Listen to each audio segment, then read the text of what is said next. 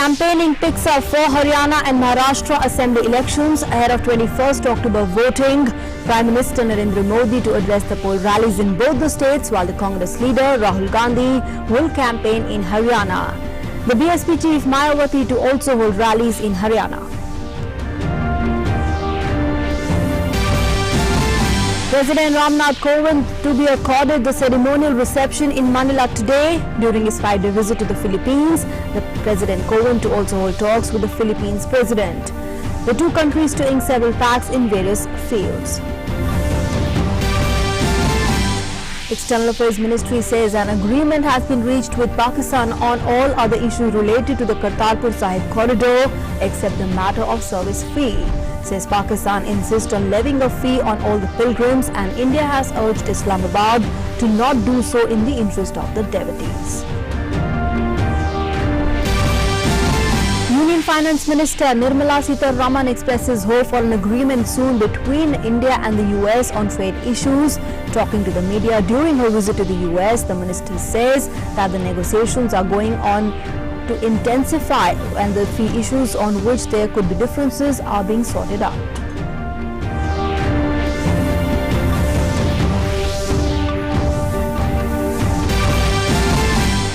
Union Minister Nitin Gadkari announces naming of new national highway number 703AA as Shri Guru Nanak Dev Ji Marg. The national highway starting from Kapurthala and connecting Gobindwal Sahib near Taran Taran in Punjab declared as the new highway starting November this year. In international news, US Vice President Mike Pence says deal reached with Turkey's President Erdogan for a ceasefire in northern Syria. Turkey will pause all the military operations for 120 hours to allow the withdrawal of the YPG forces.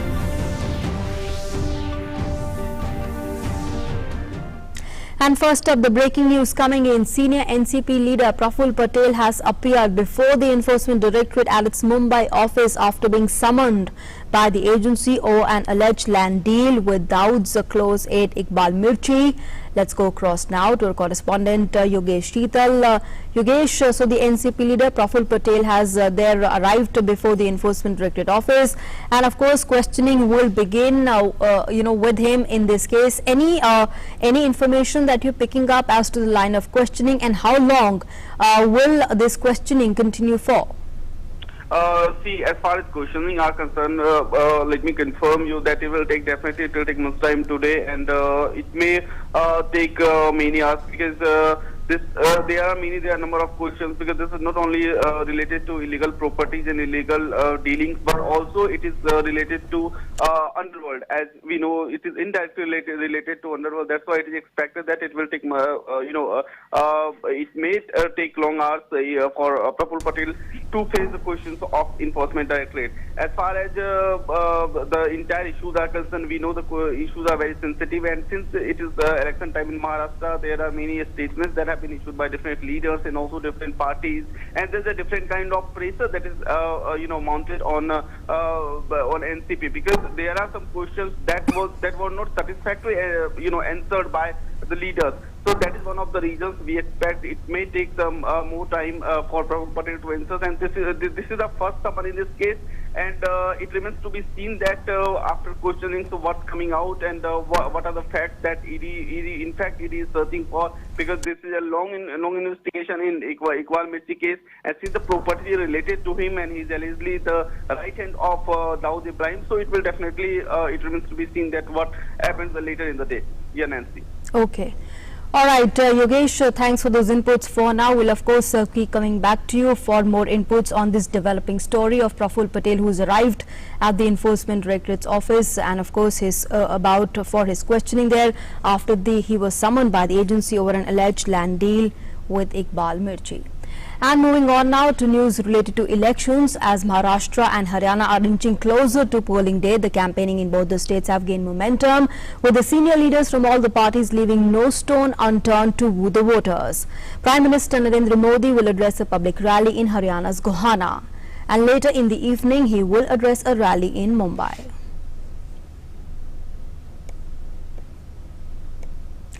BJP National President Amit Shah will be in Maharashtra to address rallies in Aheri, Rajura, Vani and Khaparkheda. Senior Congress leader Rahul Gandhi will be addressing a rally in Mahendragarh in Haryana. And the BSP chief Mayawati will also be holding rallies in Sohna and Beri in Haryana. Senior BJP leader Rajnath Singh will also be in Haryana for campaigning. He will be holding rallies in Beri and Prithla.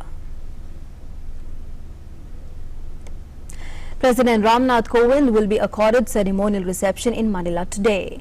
During his 5-day visit to the Philippines, President Kovind will also hold delegation-level talks with the Philippines President, during which both the sides will discuss issues of mutual concern.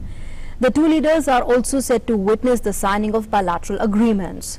On Saturday, the President will have meetings with the liver transplant patients as well as with the beneficiaries of the Mahavir Philippines Foundation. After this, the Indian leader will proceed to the Philippines-India Business Conclave and the 4th ASEAN-India Business Summit. On Sunday, the President will attend the installation of the Mahatma Gandhi bus in Quezon City before meeting with the Indian community. Moving on now, the External Affairs Ministry has said that after several rounds of discussion with Pakistan, both the countries have reached an agreement on all other issues except the matter of service fee. The ministry's official spokesperson Ravish Kumar has said, I quote, "The Kartarpur Sahib corridor is an important people-to-people initiative taken by India to commemorate the 550th birth anniversary of Guru Nanak Dev Ji. After several rounds of discussion with Pakistan, we have reached an agreement on all other issues except the matter of service fee. Pakistan insists on levying a fee of $20, that's approximately 1,420 rupees, on all the pilgrims. We have urged Pakistan to not do so in the interest of the devotees and also because this is a people-to-people initiative. We hope that the agreement can be concluded and signed in time for the great event," unquote.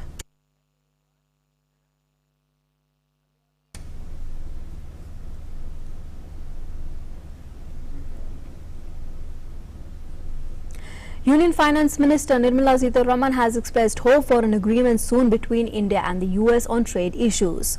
Speaking with the media during her visit to the US, the minister said that the negotiations are ongoing with intensifying and fee issues on which there could be differences are also being sorted out.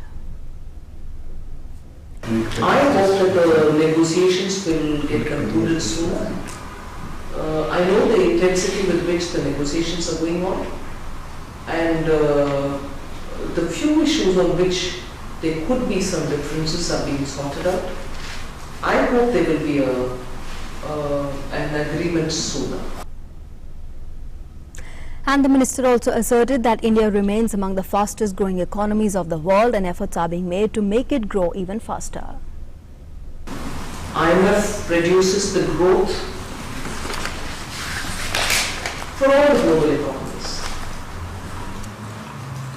It reduces the growth for India too. But even otherwise, even with that, India is still growing as the fastest growing economy. Army Chief General Bipin Rawat has said that India is gradually becoming an export-oriented defence industry. He said that our defence export that currently ranges in the region of just about 11,000 crore rupees annually is set to grow at approximately 35,000 crore rupees by the year 2024. Our defence exports, which currently range in the region of just about 11,000 crores annually, are set to grow to approximately 35,000 crores by the year 2024.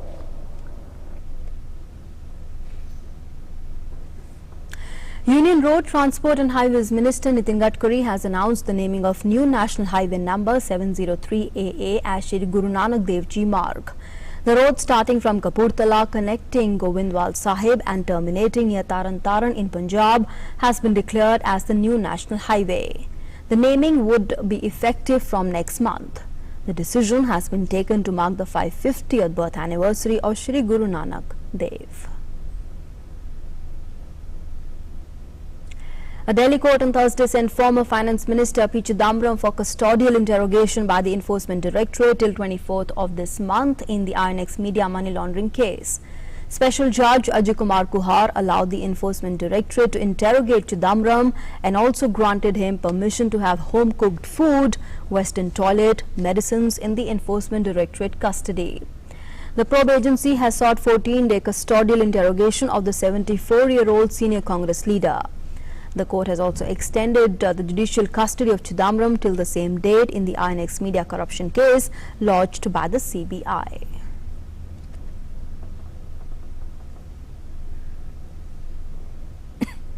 Fugitive diamond tire Nirav Modi appeared before the Westminster Magistrates Court via video link in connection with the Punjab National Bank case. The fugitive, who has been further remanded into custody till 11th November, is fighting extradition to India on the charges of over nearly $2 billion Punjab National Bank fraud and money laundering case. Nirav Modi was arrested by uniformed Scotland Yard officers on the 19th of March.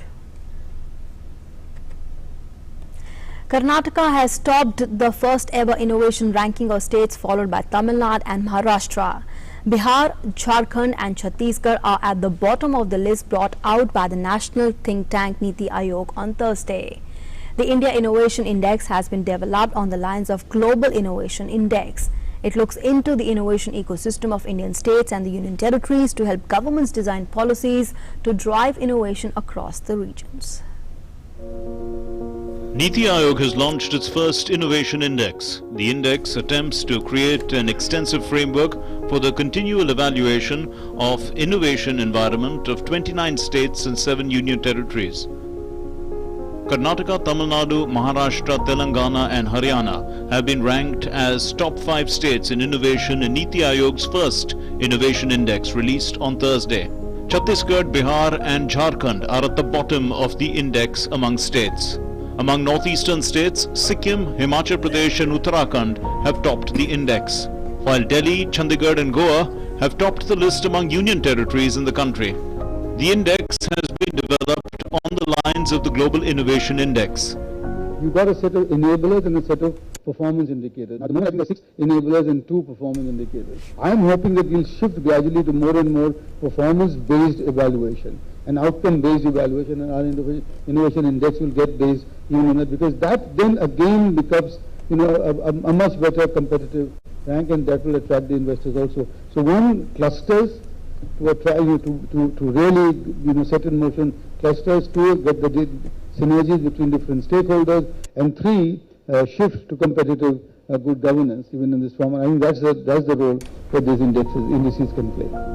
The idea behind the index, which has been developed over the last 1.5 years, is to analyze innovation at the state level. The index ranks states based on their innovation capability, the challenges and opportunities that the states face, and actions needed by policymakers to foster innovation.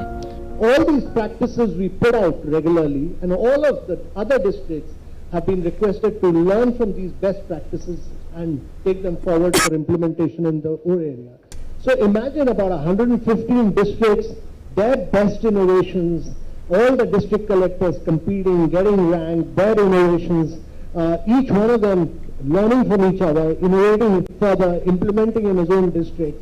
And I was in this, and that is what innovation in terms of better nutrition, better food, better learning outcomes, and better performance, all this leads to a much better quality of life. And this is how districts after districts will get transformed in India. The index is based on 7 pillars, which include 5 enablers and 2 performance indicators, some of which include human capital, investment, knowledge workers and knowledge output. Abhishek Jha's report, DD India. Prime Minister's Digital Saksharta Abhiyan was launched by the centre with an aim to digitalize the rural India. Under the scheme, digital education is being imparted to people in the age group of 14 to 60 years. Prime Minister Disha has also been implemented in the Adilabad district in Telangana that has changed the lives of the people in more than one way. Let's take a look at this ground report.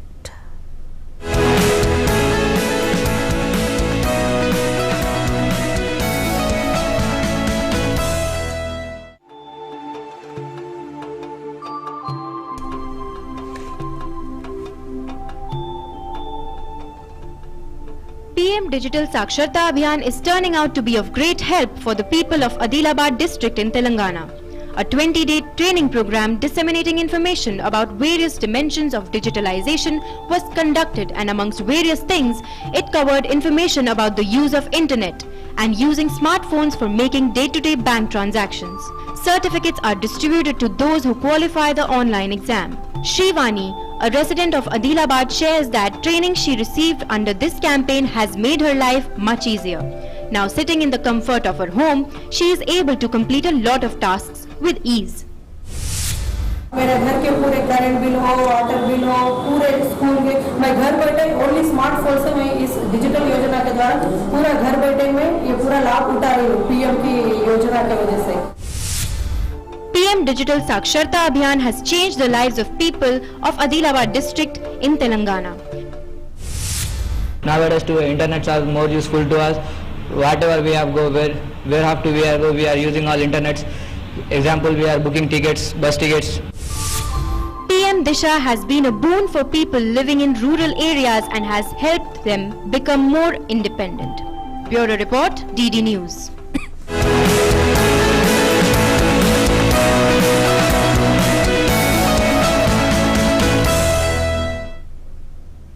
And news now from around the world. The United States and Turkey have agreed to a temporary ceasefire in northern Syria. The truce was announced by US Vice President Mike Pence after talks in Ankara with Turkey's President Erdogan, and was swiftly hailed by President Donald Trump, who said it would save millions of lives.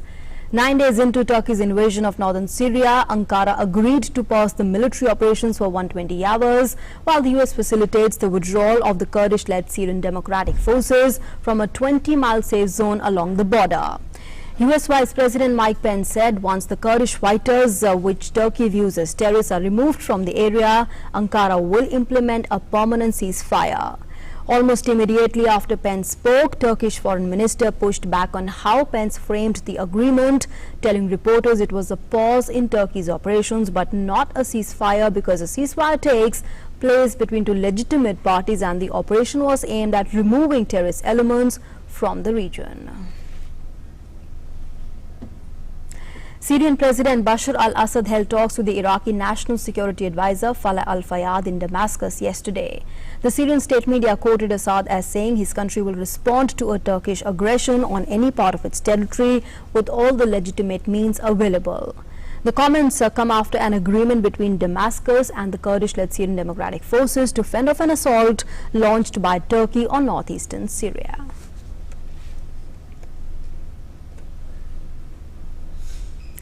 Pakistan is on the verge of strong action by the international terror financing watchdog, the Financial Action Task Force. The officials attending the ongoing plenary of the task force in Paris said that as per indications, Pakistan will be isolated by all the members for not doing enough. The key outcomes of the meeting on the global action against money laundering and terror financing and decisions on Pakistan, Iran and other countries will be announced today.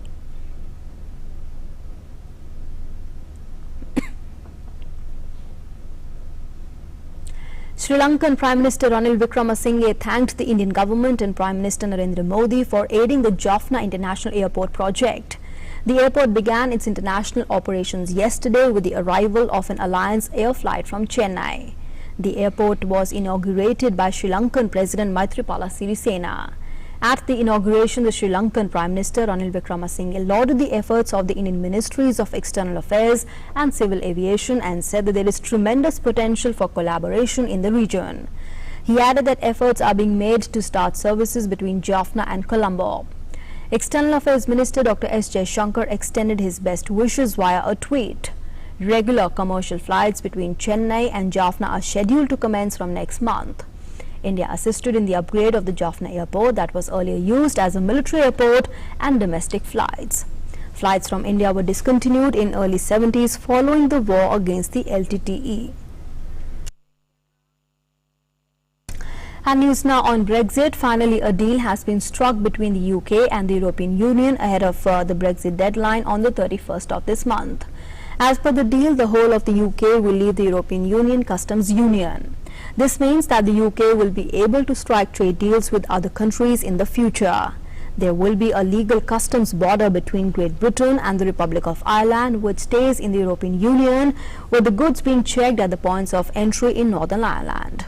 The voting on the deal in the British Parliament will take place in an extraordinary session tomorrow.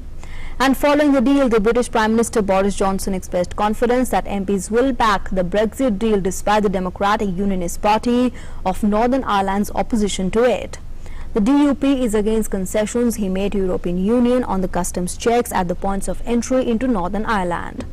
The head of European Union Executive Jean-Claude Juncker and his Brexit negotiator Michel Barnier both said that the deal would maintain peace on the island of Ireland. And news now from sports. The Indian challenge in the singles event of the Denmark Open badminton tournament at Odense came to an end. In the women's singles, world champion PV Sindhu crashed out of the tournament after losing to Korea's An Si-young. Sindhu lost the tie in straight games 21-14, 21-17. Earlier, Saina Nehwal lost her tie in the first round. In men's singles, Samir Varma lost to China's Chen Long 21-10, 21-12. In another men's singles, B. Sai Praneeth lost to top seed Kento Momoto of Japan 21-6, 21-14. In the men's doubles event, pair of Chirag Shetty and Satvik Sairaj lost to Chinese pair of Cheng Kai-han and Hao Dongzhu 21-16, 21-15.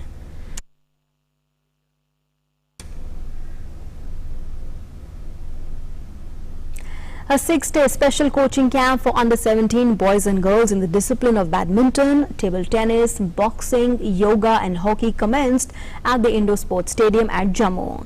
The camp is being organized by District Administration in Udhampur in collaboration with the Sports Council J&K under Khelo India Sports for Peace and Development. Sportspersons of different blocks of District Udhampur took part in the camp. The District Development Commissioner, Dr. Piyush Singla, said that sports activities help the youth channelize their energy in a positive manner. Khelo India आने से एक ये हुआ कि आगे sports की जो हमारी म्याद थी वो सिर्फ स्कूल्स तक रह जाती थी. कई बच्चे ऐसे होते हैं जो स्कूल सिस्टम से बाहर हैं जिनको भी खेलने का अपॉर्चुनिटीज चाहिए. तो इसके तहत हमें थोड़ा डिस्क्रिप्शन मिला और लोगों को बच्चों तक हम पहुंच पाए. खास तौर पे बच्चियों पे आज आपने देखा कि इस कैंप में बहुत सारी बच्चियां शामिल हैं जो स्पोर्ट्स को आगे लेके जाने के लिए बॉक्सिंग कुछ में इंटरेस्ट रखती हैं. मुझे लगता है कि आने वाले समय में खेलो इंडिया के अंदर न सिर्फ मेल स्टूडेंट्स बल्कि बच्चियों को भी बहुत फायदा मिलेगा. जो बेटी बचाओ बेटी पढ़ाओ का हमारा मैसेज है वो और सशक्त मैसेज हम आगे दे पाएंगे. And with that, it's a wrap on this edition of the news. Thanks for being with us.